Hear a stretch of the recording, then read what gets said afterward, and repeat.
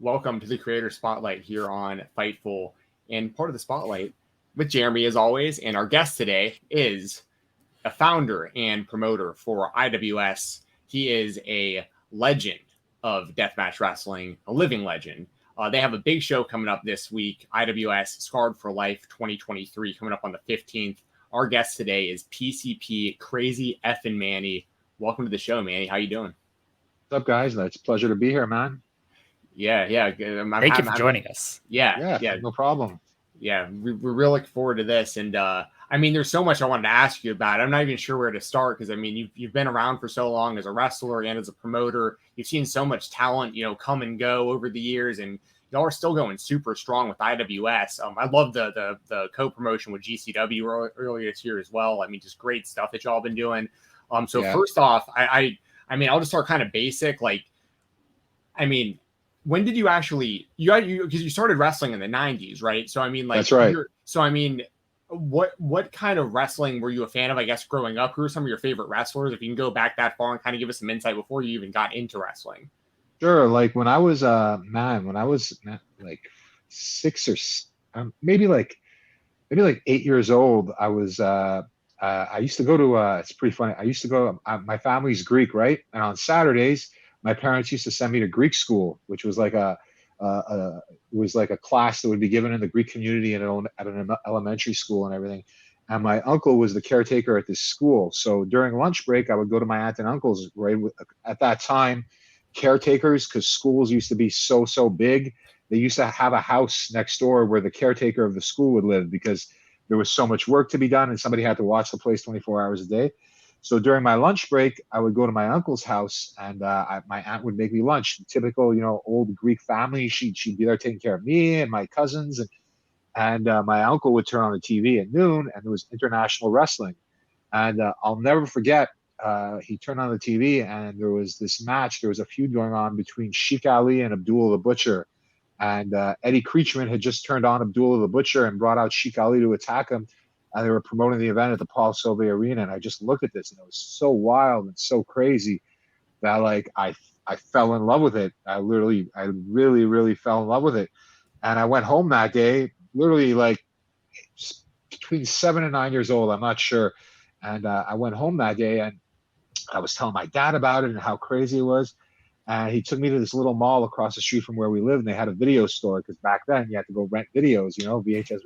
Sure. And we're just old enough, by the way. We're like me and Jeremy had Blockbusters growing up, but like if you had someone just a couple years younger, they won't get it. So I had Blockbuster in my 30s.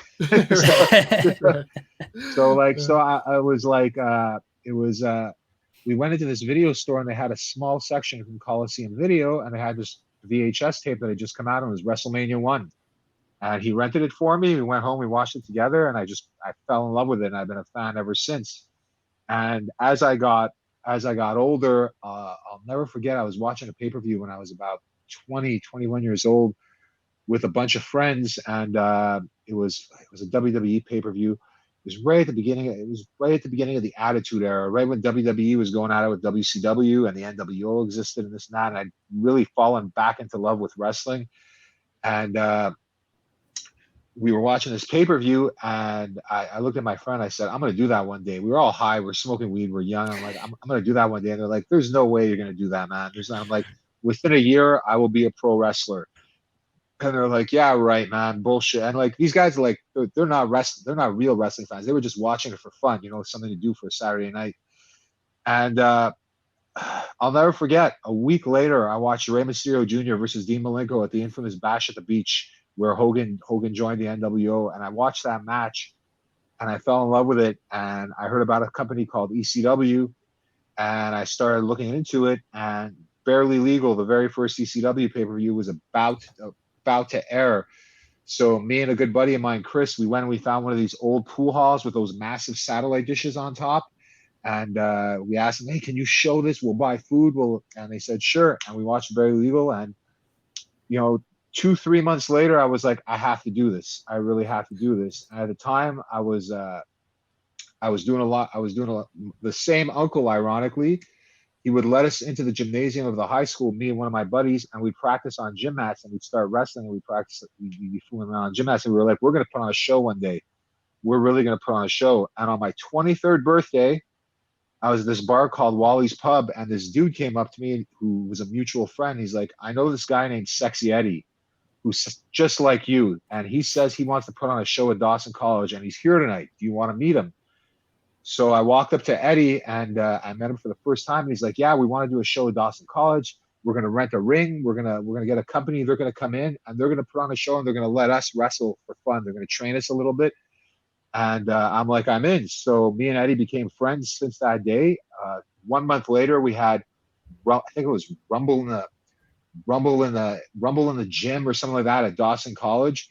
They hired a small little wrestling company, NCW, to bring in a ring and a bunch of wrestlers. They let the students have the Dawson Battle Royal. And I walked to the ring, and on our way to the ring, we never even entered the ring for the Battle Royal. We just walked there. We had hidden tables and garbage cans under the ring.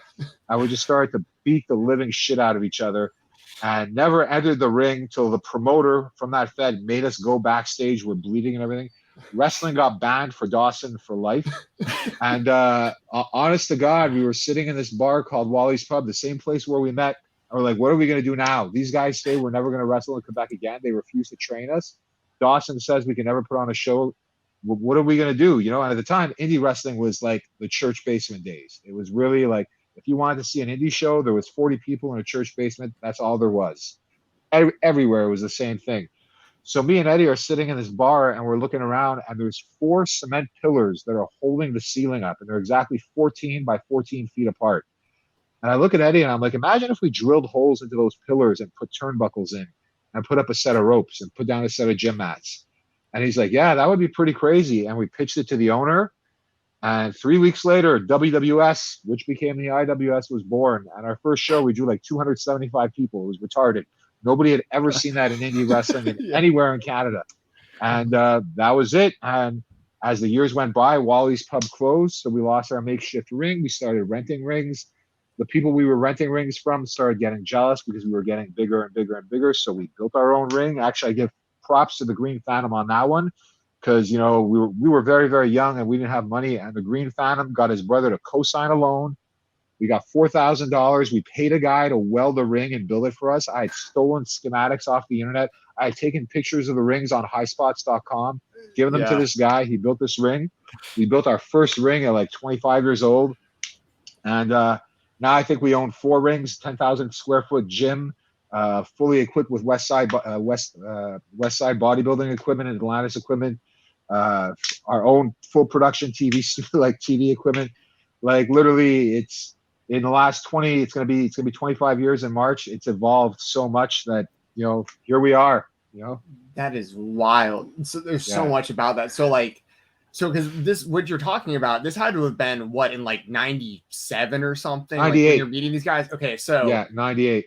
And I remember those days too, when like High Spots was like the only place where you could find like ring stuff. Yeah. And like, man, and so like, I mean, just what's it like? Because the last time I saw you wrestle, your partners were Green Phantom and Sexy Eddie. Like, you've kept this relationship with these 2 guys this entire time, which is like pretty unheard of, like in wrestling. I feel like to be that close to these guys for this long.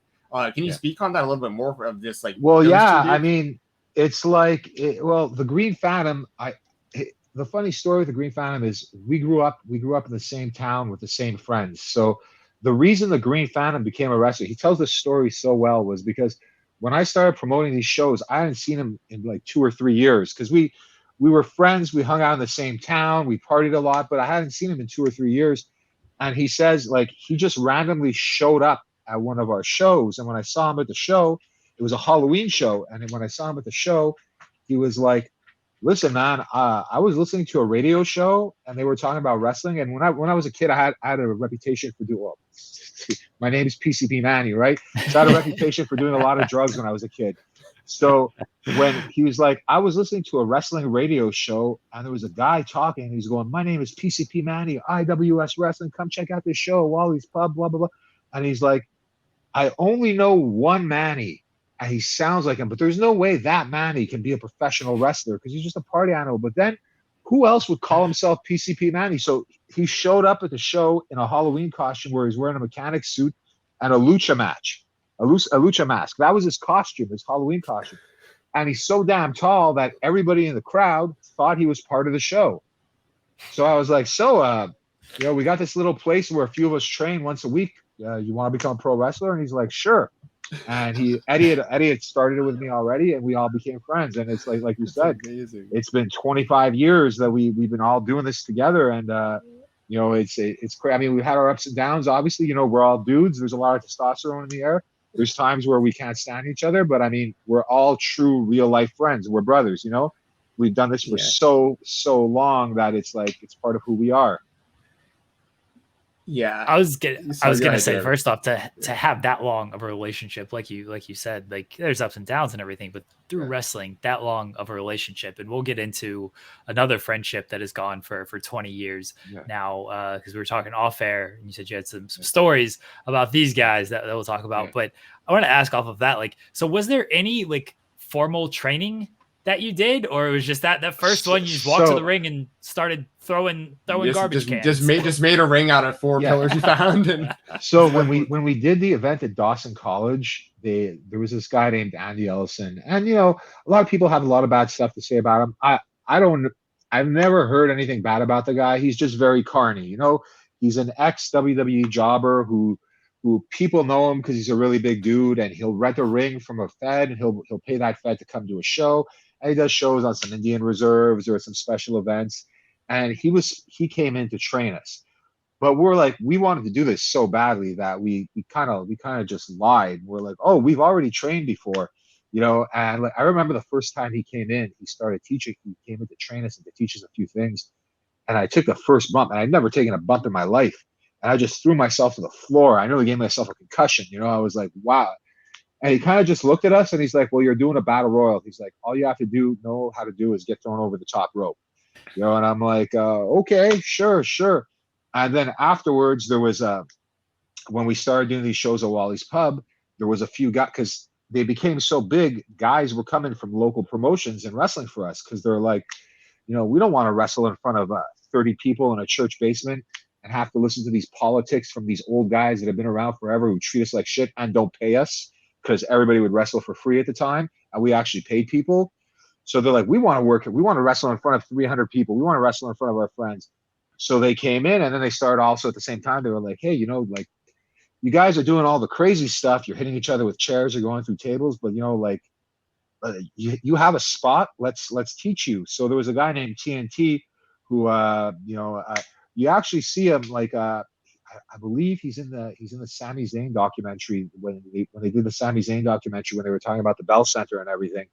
That's a story later on. This man is the reason why Sami Zayn got his shot as El Generico, and allegedly El Generico. So he took us in, and he started to teach us slowly but surely. And as time went by, look, you do something long enough, you get good at it. So it's kind of like it, and a lot of us, we get the reputation, because some of the stuff we do is so crazy. We get the reputation of being glorified backyarders or this or that, which is ironic because I've never wrestled in a backyard in my life. So I've never had one backyard match ever. I don't think any of my guys, most of my guys haven't. But you ask any major star that's been in the ring with us, we are the safest guys out there. It's just a look we are putting on. We're doing our job properly. We're making it look like it's real, So yeah, it's we learned with time, and as the years have gone by, we've just gotten so good at it. Now we own the best school in the country now, So yeah, you mentioned ECW had a really big influence on you, and you telling your buddies I just got to do this after seeing that kind of stuff. Yeah. And I mean this obviously is a big compliment now that I know this, especially of you. When I watched that GCW versus IWS show from earlier this year, you get massive ECW crowd vibes. You know what I mean, in that building, and I love the fan base that y'all have cultivated. It's badass. So I wanted to ask you, because you mentioned this, I don't know if I heard this wrong. Was the first company, when you said you first saw wrestling the first time, you were telling your family about it, was that company called International Wrestling, you said? Yes, it was International Wrestling. And so then is that where International Wrestling Syndicate, like that name? It's at, no, actually, it's pretty funny. I never actually put those two together, but it's not working. So we're you guys are gonna hear a story now, man. So we were WWS, the World Wrestling Syndicate, and oh man, like, yeah, there's a lot of crazy stories because I've been doing this for 25 years. So one day we're sitting there and we're planning our next event, and a friend of mine turns to me and he's like, do you I won't mention her name now because she's not in that anymore or anything, but he's like, do you remember this girl that we went to high school with? And I'm like, sure. And he's like, and this was the dawn of the internet. Like, high-speed internet didn't even exist yet. It was dial-up internet, and he's like, she's an adult film star now. She's got her own amateur site. And I'm like, really? And she's like, yeah. And I'm like, oh, cool. I'm like, I'm going to hit her up and see if she wants to do something at one of our shows, play the sexy nurse. Because at the time, our shows were in bars and they were 18 and over. So I emailed this girl and she remembered me. She said, sure. She says, look, she's like, I work for a company. And I told the owner about it. And he's he's really, really interested in it. And so I get this email from a porn star named Carol Cox at the time, who was the biggest and one of the first and biggest amateur female porn star at the time. It was actually her husband who messaged me, and they owned a company. And at the time, they owned a company called Wild Rose Productions, and they're like, we just checked out some of your stuff online and everything, and they're like, your website is terrible, because I built our website on GeoCities. He's like, your website is terrible, but he's like, we're really interested in your shows. It looks cool. Why don't you come down and meet us? So I went down and I met with them, and it was the craziest thing, because it was a webcam studio. So they're trying to freak us out because they're a bunch of millionaires, and they're like, we're kind of a little bit of a joke to them, They want to sponsor us because they think it's cool to do events in Montreal, and they own the nightclub and stuff, but they wanted to freak us out. So they literally call us for this meeting, and we're doing this meeting, and right next to us is a girl putting on a webcam show, like a full webcam show. And like, we're not on camera, but she's literally next to us. And at the time, there's no sound or anything, so nobody could hear us because the internet was new and everything. And he's like, so he had the idea to change it to IWS, but to call it Internet Wrestling Syndicate, because they were working, DSL and cable internet was coming out, and they had just bought the rights to this multi-million-dollar streaming software and everything like that. So they wanted to stream a lot of our events live online, and they wanted us to do like online shows, and they had a studio. So we became the IWS, the Internet Wrestling Syndicate. And as we grew, and as we broke out in the States, and a lot of those people broke out, we changed the name eventually to International Wrestling Syndicate, because we'd gone so big. We had an Italian fan site, we had a Japanese fan site, we had an American fan site. We were going to Philly every weekend. So that's how it became IWS. Interesting. Yeah. There you go, Jensen. So it became IWS through basically a live webcam show. Basically. Wow, very cool. I would have never. I mean, that's cool. I'm glad, it's kind of wild that I'm glad that you had never like put that together either, like the names. Like that's kind of cool that I just brought that up to you after. You've been in this game this long. Like I brought you something new, which is I guess cool for me. Oh, I did the Dose of Death. I did the Dose of Death podcast back in March with the guys from Kings Road Wrestling, and he had done so much research. And he's like, "You realize you guys are the first wrestling federation to stream?" He's like, "A Japanese fan sent me you guys streaming live shows in like 2001, before anyone ever, before IPTV existed or anything like that, before FITE existed." He's like, "You guys were doing that back then." He's like, that's so cool. And I'm like, yeah, I kind of forgot about that. I'm like, we had like I don't know if you remember Viewers Choice Canada, where you'd order pay-per-views, like WWE pay-per-views and everything. We had our own pay-per-view on Viewers Choice Canada. We had our own TV show on the FITE Network when the FITE Network first started years and years ago. So we did a lot of stuff back in the day. It was first for everything, and that's one of the things. Like, I get a lot of heat about saying this in my own province, because go figure, the only English company in Quebec doesn't really get the respect they deserve in a French province. But like, I kind of feel like we're the company that kind of took wrestling out of church basements and told people, you need production values. You need to make it look good, not only for your talent, but for your fan. I don't want people to think they're coming to a wrestling show. I want them to think they're going to a concert. I want them to like, this is a night out. And that's why when you saw like the GCW versus IWS show, which was a first for a lot of people, the fan base was totally different. You got got like 2,300 people in this building going completely insane, and the lights, and that's what attracts people to those shows. You know, if I did that in a parking lot, somewhere, or in some small community hall with no entranceway and no production, and some guy using Windows Media Player to play the music, I would not be getting that kind of crowd. So image is very, very big, and so is atmosphere. Speaking of streaming deals, the partnership with GCW kind of led to the partnership with FITE TV. What made the decision of like, okay, yeah, we're gonna move to FITE. This is the right move for us. Well, so like last August, I was sore, I was tired. I was telling people I was gonna have my last match. It was August 6th last year. It's actually good that I can address this because I get so much slack from people. Oh, I thought you were tired. And like, I really give a fuck. I can do what I want, but so I went out to have my last match last August, and it was a fans bring the weapons match against Matthew St. Jacques from TDT. The first minute in the match, there was a screw up. I cut my hand really, really, really bad. Like, I had to tape my hand shut. It was bleeding everywhere. The medic was flipping. He wanted us to stop the match right away. We had to cut a bunch of stuff out, and the match ended. I was not happy with it, not for my last match and everything. It was really, really bad luck. And also, even though it was a 23-minute match, perception for a lot of people isn't really reality, because people are like, oh, why'd you cut it short? It was so short. I'm like, that was 23 minutes. That wasn't short. But they're like, oh, you cut it short because you were hurt. So I heard that for the longest time, and it was kind of getting sick of hearing it. And I'm very, very into fitness. I'm very, very into taking care of myself. I'm 40. I'm going to be 48 years old soon, but like I believe in maintaining my health and working out a lot, this and that. And in November, I think it was late November or early December, Brett is a really, really good friend of mine. I've known Brett since he was a ref back in CZW, and for the longest time we've been talking about doing a show together, and it never really, the schedules didn't really work out. And then we said, you know what, we can do this in March. And I'm like, you know what, let's not just do this in Montreal, let's do it in Toronto. Let's do both, because I wanted to move to Toronto eventually too. What a good opportunity to do that. So we set this up, and the whole conversation came up about Nick and how everybody's always wanted to do me versus Nick. So we went through a process legally. Despite what a lot of people say, we just like to keep things quiet because there's a lot of haters. But we went through a process legally, and we said, okay, if this works out, I'll come back, and we'll do Nick will be in the fans bring the weapons, and I'll be in the fans bring the weapons, and we'll tear it down.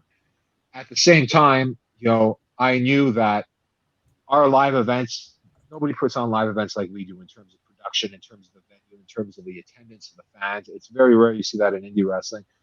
And I knew that, FITE Plus would get blown away. And like, if you watch the live tweets from the show, so would the fans. They're going to be like, what the hell is this? A WWE like atmosphere with deathmatch wrestling. Like, this is incredible.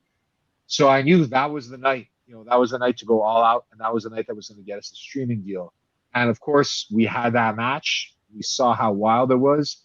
You saw the reaction the next day on the internet, how the clips of my ear and this and that went completely viral. Everybody was talking about it. The downloads on FITE, the replays and everything went completely off the wall. And I spoke with Brett. I'm like, who's the guy I got to talk to? He gave me the president of FITE's info, and he's like, hell yeah, we want you on here. This is what we want. This is the kind of product we want on FITE.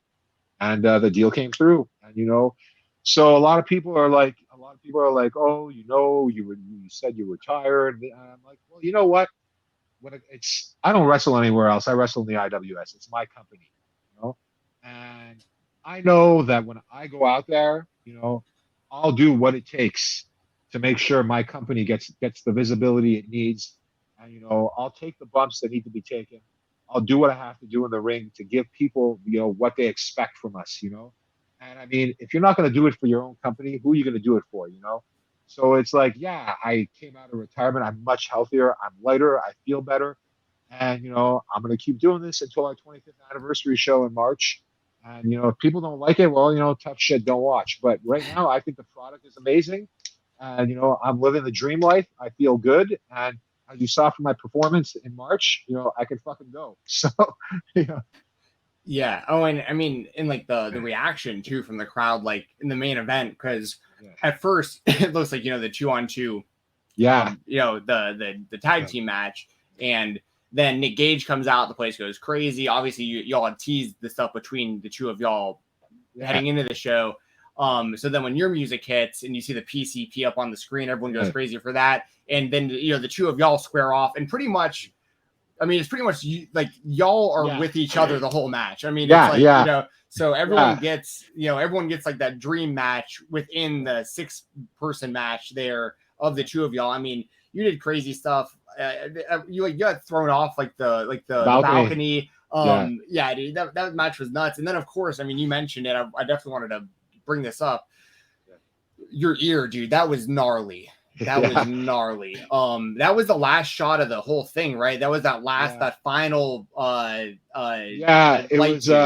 it was like I told him at the end, like you know, kayfabe, but like light me up, you know, light me up. Like if I'm gonna get pinned, you know, I'm gonna, because the whole point of that match was, like you said, and the guys that do the GCW podcast, they pinned it out perfectly. It was like, you know, two kings came out to defend their armies, you know, to defend their territories. And you know, of course, it was me and Nick the whole time.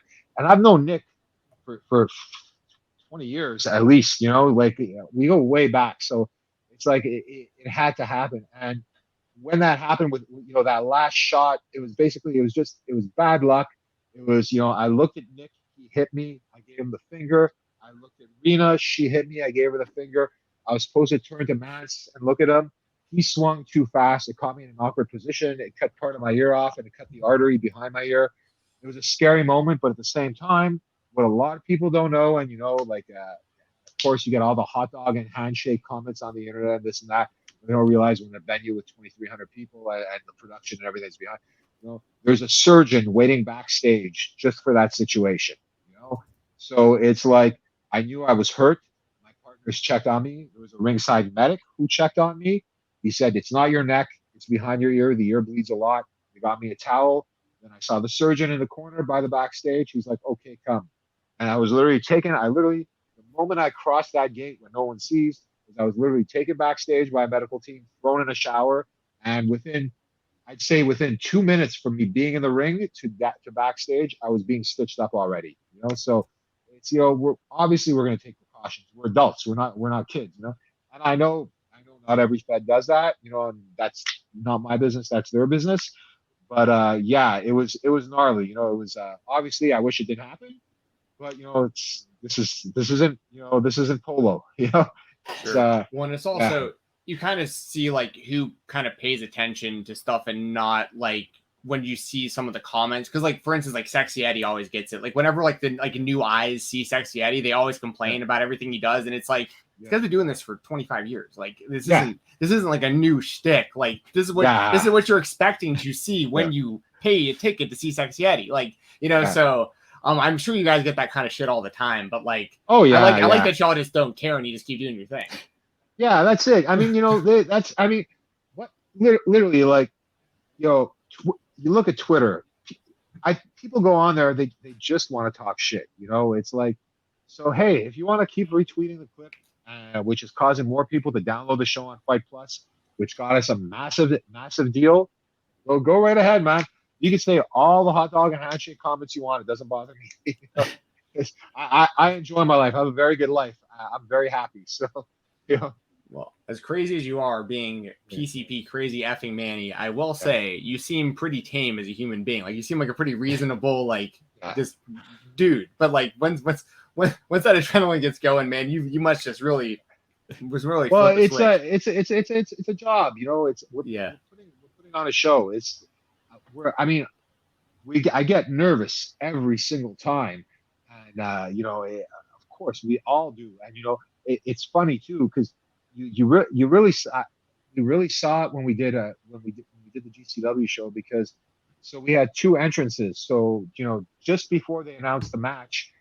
We're all of us are together, and you know we're going over everything. The 6 of us, we're going over everything one last shot, and then you know Rena, Mance, and Nick have to go to the other side of the backstage so they could come out from their entrance, and you know then I'm there with Phantom and Eddie, and we're like, oof, okay, you know, And this is rare because, it's the first time the three of us are going out there as partners. Usually we're facing each other. So like you kind of see here we are, we're three grown men in our 40s, and we're, you see the nerves, you see the adrenaline. At the same time, I'm looking and I see guys like Jordan Oliver and Nick Wayne and Alec Price and what's his name?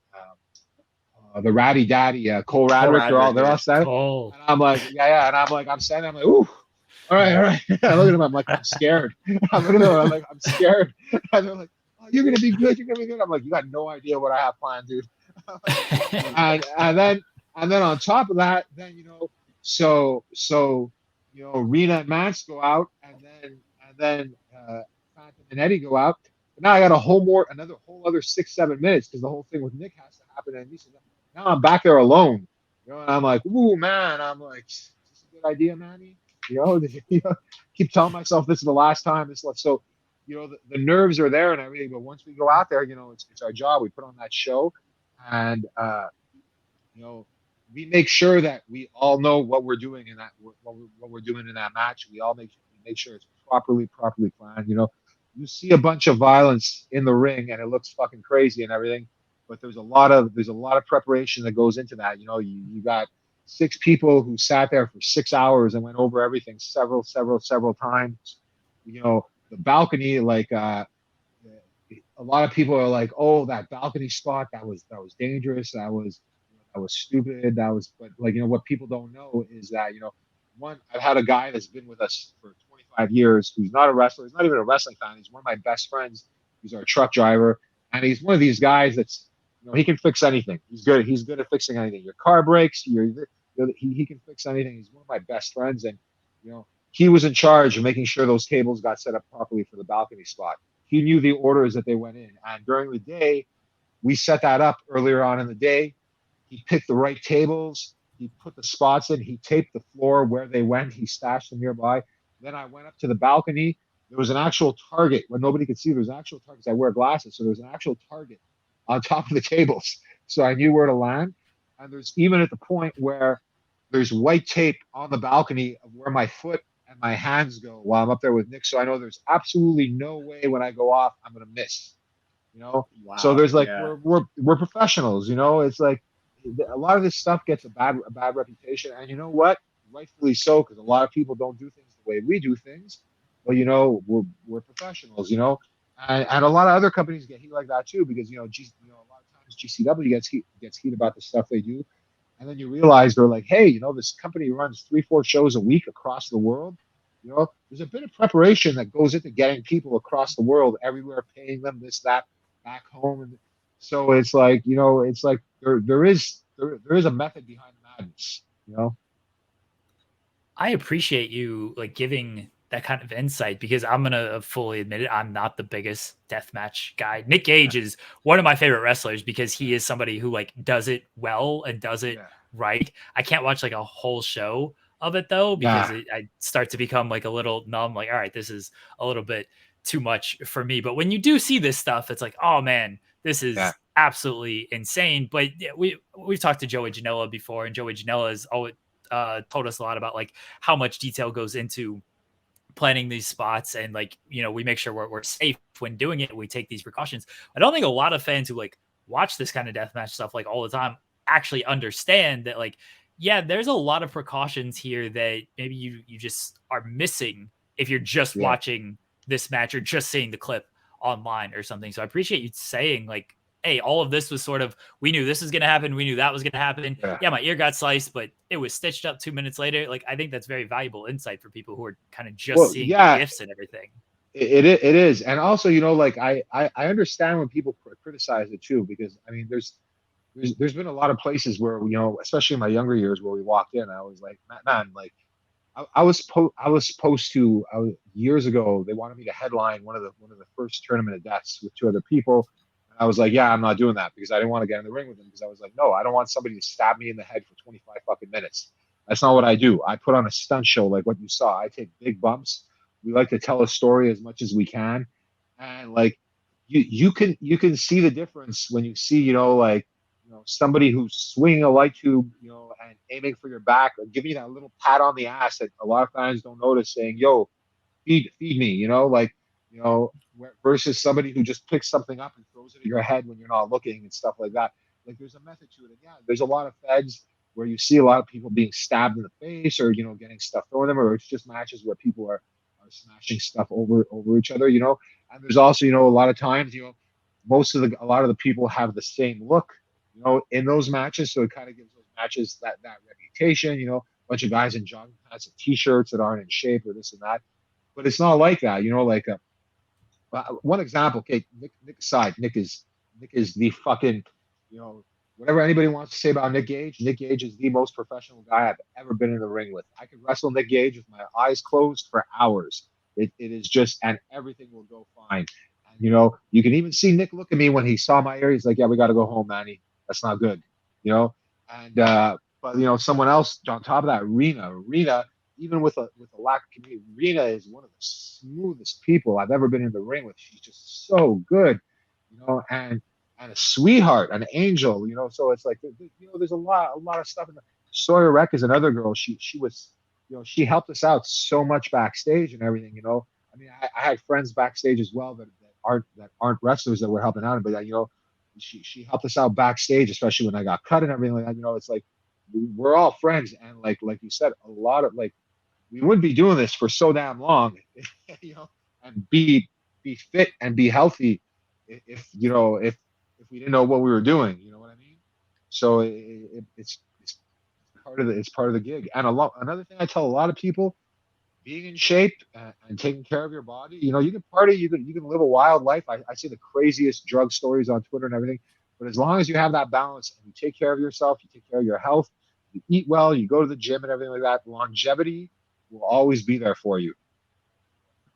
You know, you mentioned a lot of like young talent of today, people like Jordan Oliver, Sawyer Reck, Cole Radrick. It's just some of the names you mentioned. Obviously, you have a lot of great, you know, young Canadian talent that comes through. You guys that currently works there, and then of course in the past. And you know, me and Jeremy talked about some of these names pre-show, and I'd like to get your thoughts now. Go for it. So, obviously, you know, two guys, Sami Zayn and Kevin Owens, they made big. Well, El Generico and Kevin Steen made some big waves in IWS, and I know you said you had like some stories about Kevin Steen and stuff. I'd just like to hear just anything you'd like to say about those guys, because obviously, I mean, they just main evented WrestleMania this year, and like you and your company had a lot to do with like how they became, you know, what they became.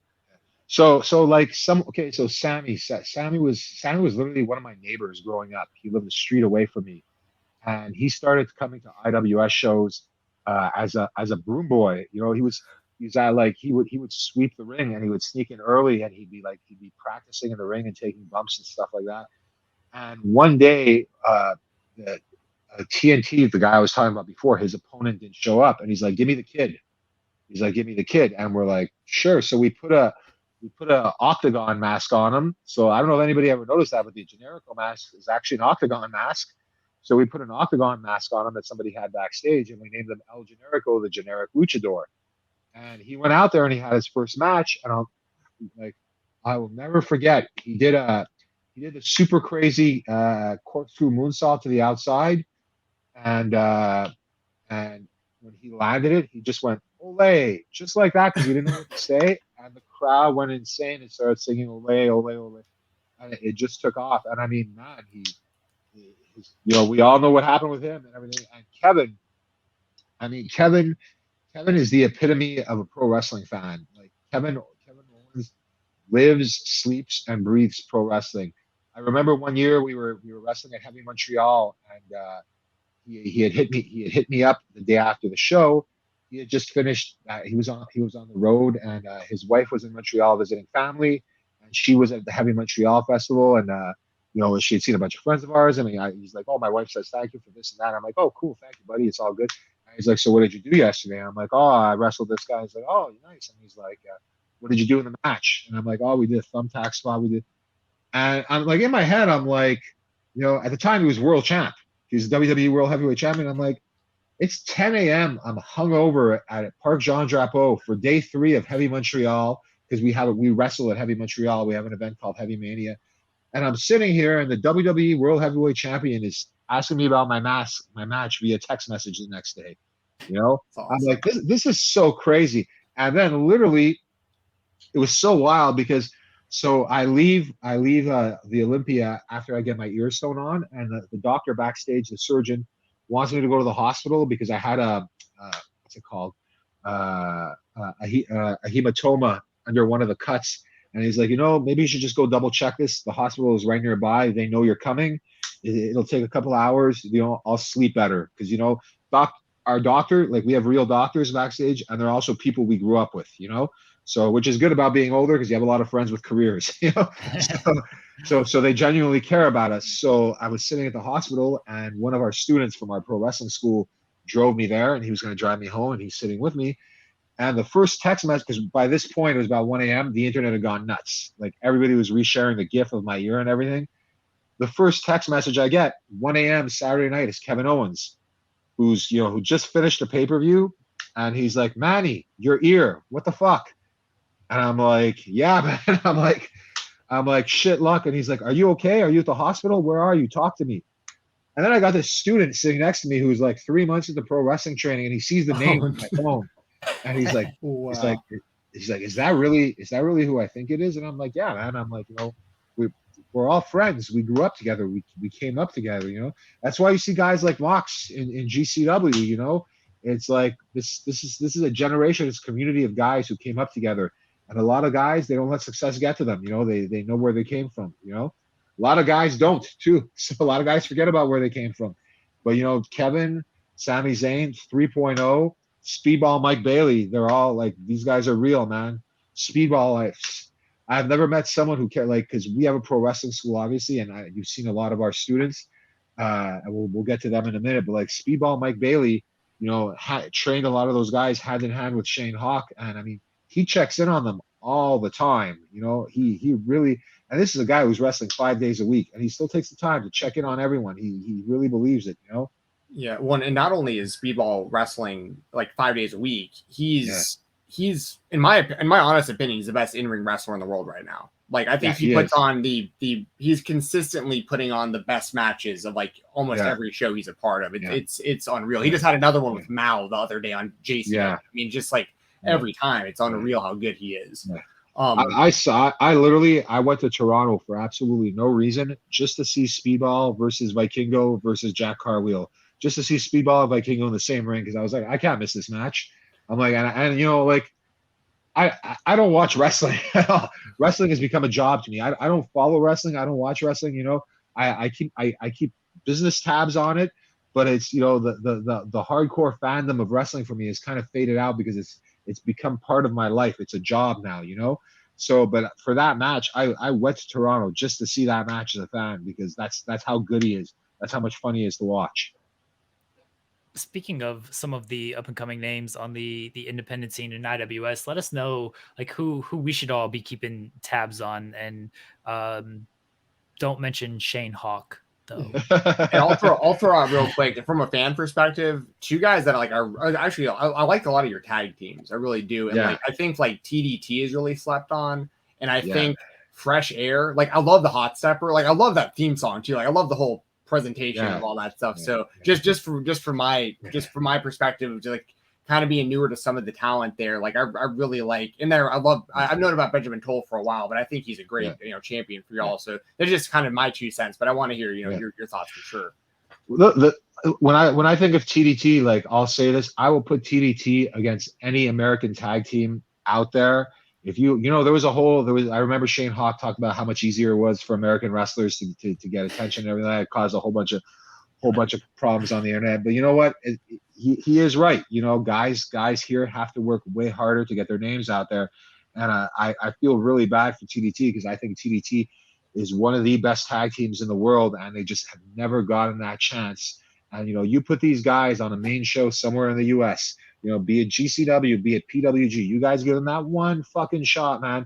These guys will become stars overnight. And the same goes for Benjamin Tull. I've been watching Benjamin Tull for at least over a decade, maybe 15 years. He is so good, and he's gotten so much better, and he eats and sleeps wrestling just like everyone else, and straight out of our wrestling, Fresh Air, as you said, You know, McRae started off at the IWS dojo, then he moved to the Keep, and he trained under Uno and Stu and James Stone.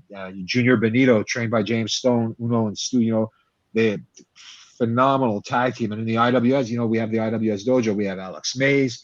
We have Christera. Christera will be in the WWE within a year. She will be in AEW or the WWE within a year as a star.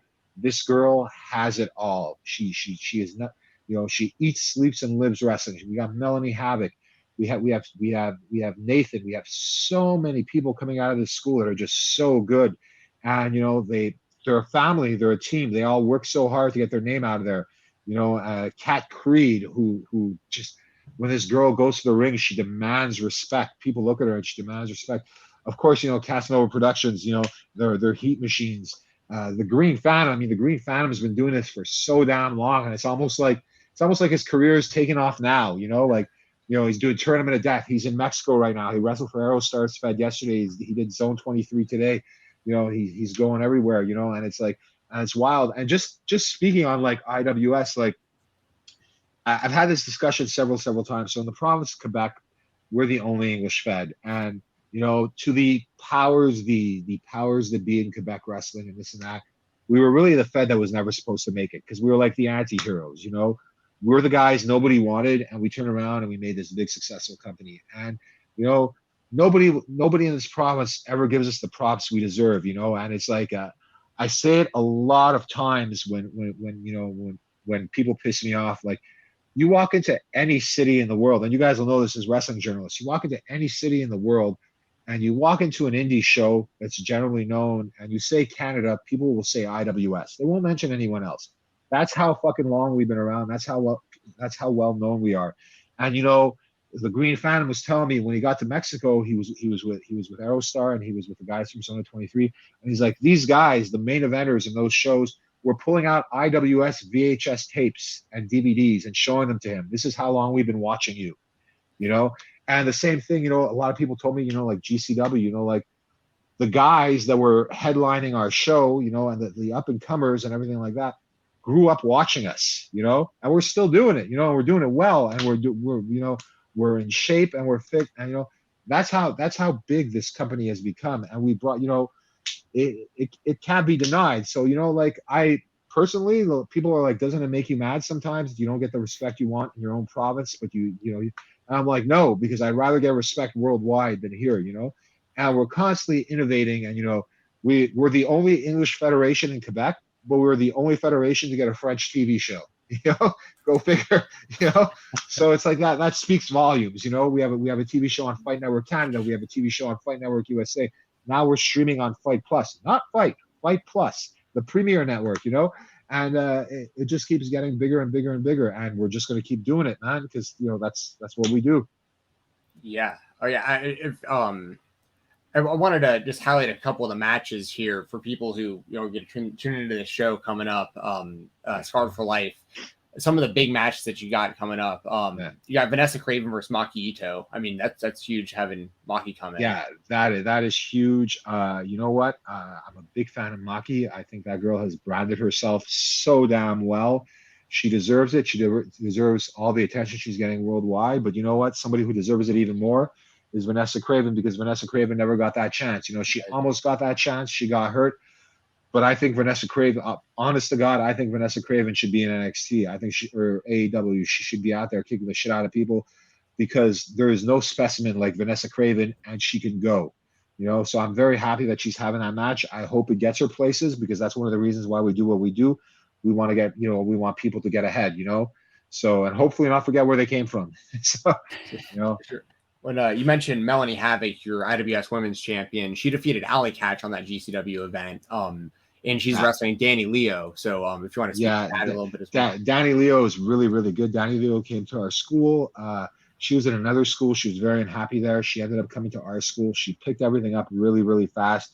She's getting really, really good. Danny Leo is also like, you cannot tell by looking at her, but she is one of the fittest women in professional wrestling. Like, the girl can squat 225 pounds. The girl can do 10 chin-ups.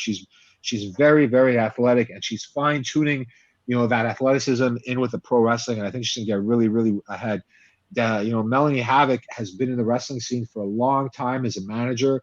She finally took the steps to become a pro wrestler. She trained really hard. She deserves everything she's gotten. Another match that we're really looking forward to, of course, is the 4-way ladder match. We got the Bay City Choir Boys, who have been, a French tag team who have been tearing it up like crazy.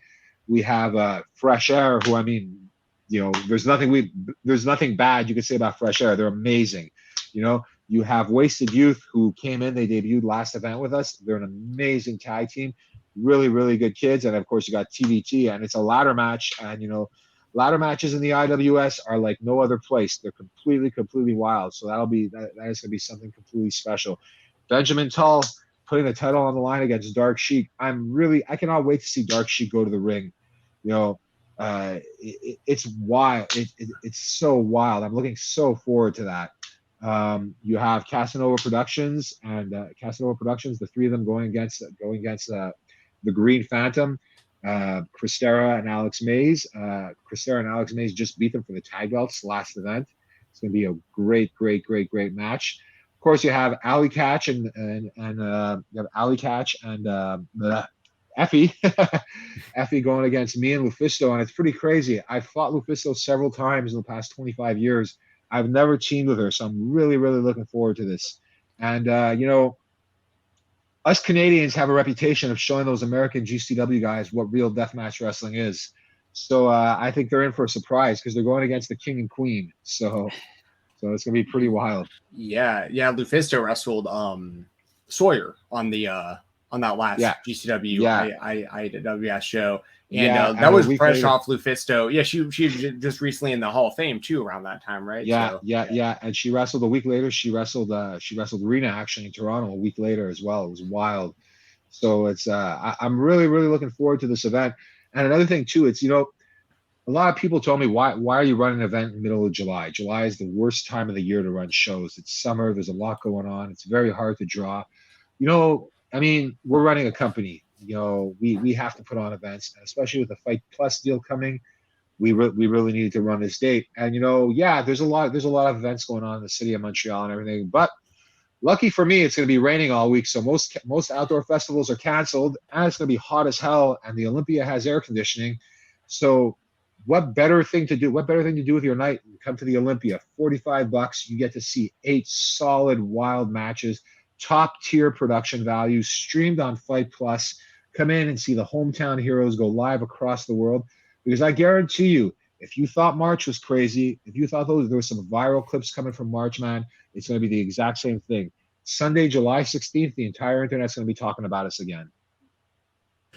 Annie, our last question that we ask everybody is the coolest thing you have in your room.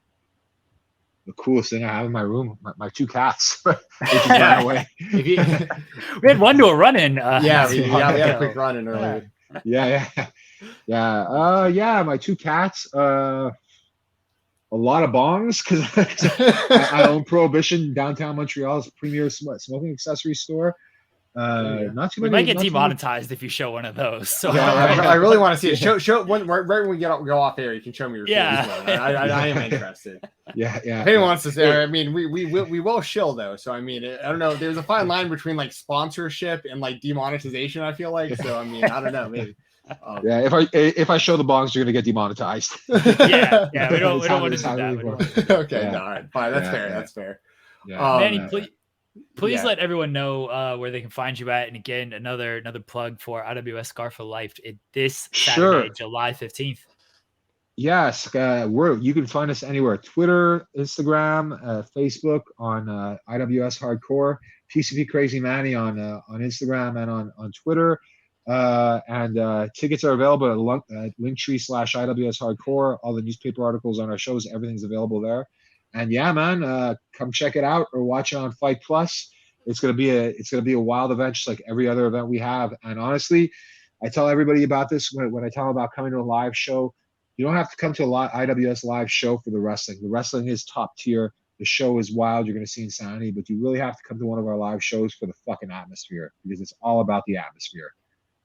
Yeah, awesome atmosphere. But like I said, what I've seen of y'all's shows, awesome atmosphere. And Fight Plus, we aren't we are not endorsed or sponsored by Fight Plus, but I legitimately believe, like, if you're a fan of professional wrestling, what's it now? I have it for $5 a month because I got in early, but I think it's only like $7 or $8 still. It's $8 a month. Yeah. $8 a month. Like, your one show that you're running this week is worth $8. And not to mention all the other stuff you're going to get. So, like, if you're watching this interview and you do not have Fight Plus, I have no benefit at all of getting you to go sign up, but I think you should. So there you go. Thank you. Just on another note, if you like supporting independent professional wrestling fans, I'm gonna be real. This is gonna piss a lot of people off, but like I've been involved in several streaming deals. I've been involved in streaming deals since the very, very beginning. You know, Fight Plus actually takes care of the wrestling companies. You know, they actually make sure you get some good money out of it. You know, and they help out. They send the Live U300s, which are very expensive units, to the event so you could stream. They offer a lot of info and everything like that. They are the one shoe company that if you can get on Fight, I don't know about Fight, the regular Fight, I have nothing to do with that. But if you're good enough to get on Fight Plus, you've made it because they do care about you as a company. They I talk with the top people there. They, many other companies, from television companies to smaller streaming platforms, people get annoyed with you or people don't even talk to you. I've been on television. I've had several television deals. A lot of people don't even want to sit in a room with you. These guys, the top people there, they speak to you, they take their time, they help you out, and they make sure you get paid well. So I give them big props on that. There you go. Again, you can get Fight Plus. I believe it's $8 now. If you're signing up new, Jensen and I got in on that early, only $5 for us. But yeah, Fight Plus, a great deal if you're a wrestling fan. And everybody can watch IWS Scarred for Life again this Saturday, July 15th. On Fight Plus. Get on that right now. Go check out all the links below. All the links to support Manny, support IWS are in the description. Everybody, Manny, thank you again for your time tonight. We appreciate it. We're very grateful for you sharing all these stories and just insight and knowledge for your long historic career that is not over. Still kicking ass. Gonna kick some ass this Saturday, July 15th, IWS Scarred for Life. Everyone, go check it out. Thank you again to Manny. Thank you everybody for tuning in. Guys, we'll be right back here on The Spotlight.